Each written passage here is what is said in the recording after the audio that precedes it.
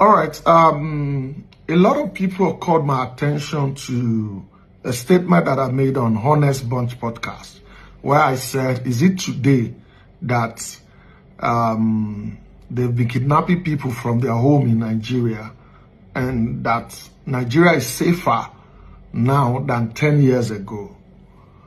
I'm not someone who would be too proud or be very insensitive to apologize when he makes a mistake. And if you notice, even on the Honest Bond podcast, when I said that I had the opportunity to host Governor Alex Otti's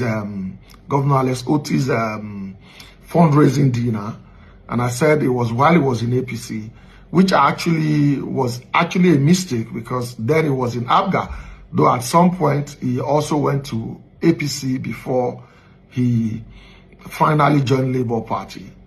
You could see that on the program. As soon as that error was called out, I apologize. I don't waste time to apologize. I'm not someone who holds to mistake.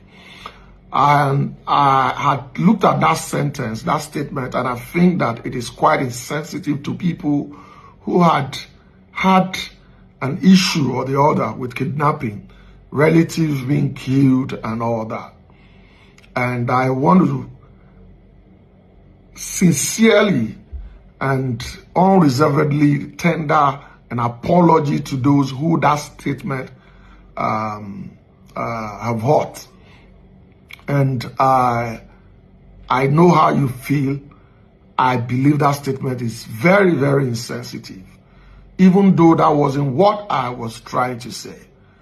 I believe that I should be able to hold a government that I supported, or I'm supporting. I'm supposed to be able to hold them to account. And that is why I think the collaboration by this government with the United States to tackle insecurity is something that is good.